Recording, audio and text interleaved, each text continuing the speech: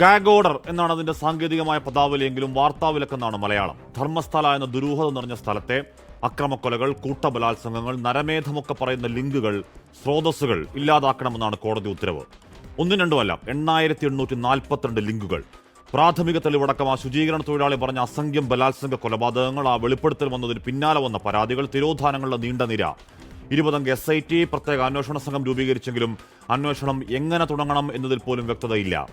ഒരു സ്കൂൾ ബാഗും ചേർത്ത് കുഴിച്ചിട്ട് ഒരു സ്കൂൾ കുട്ടിയുടെ അടക്കം സ്വകാര്യ ഭാഗങ്ങളിലടക്കം മുറിവുകളുമായി താൻ കുഴിച്ചിട്ട് പെൺകുട്ടികളുടെ കൂട്ടക്കുഴിമാടങ്ങൾ ചൂണ്ടിക്കാണിച്ചു തരാം എന്ന ശുചീകരണ തൊഴിലാളി പറഞ്ഞിട്ടും തെളിവെടുപ്പിന് വരാത്ത പോലീസിന്റെ ഉടായ്പ ചുറ്റിക്കളിയും കണ്ടതാണ് നാം. സർക്കാരിന് കാര്യമായ താല്പര്യമില്ല. സർക്കാരിന്റെ വീഴ്ചകൾ ചൂണ്ടിക്കാണിക്കേണ്ട അവിടുത്തെ പ്രതിപക്ഷമായ BJPക്ക് കാര്യമായ വിമർശനങ്ങളില്ല. ബ്രൂട്ടൽ ബലാത്സംഗങ്ങളുടെ, ക്രൂരമായ കൊലപാതകങ്ങളുടെ സംശയങ്ങൾ കനപ്പെട്ടു വരുമ്പോഴും കന്നഡ മാധ്യമങ്ങൾക്ക്, ദേശീയ മാധ്യമങ്ങൾക്ക് അത് വാർത്തയല്ല, കണ്ട മട്ടില്ല. അല്ലാതെ എങ്ങനോ രക്ഷപ്പെട്ടു വരുന്ന വാർത്തകളുടെ വാമൂടിക്കെട്ടാനാണ് വ്യഗ്രത.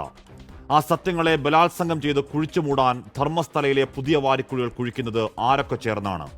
ധർമ്മസ്ഥലയിലെ ചോരപുരണ്ട കോക്കസിൽ എല്ലാവരും മനസ്സാക്ഷിയില്ലാതെ നിൽക്കുന്നത് അധർമ്മ പക്ഷത്തോ? പ്രിയ പ്രേക്ഷകർക്ക് എൻകൗണ്ടർ പ്രൈമിലേക്ക് സ്വാഗതം.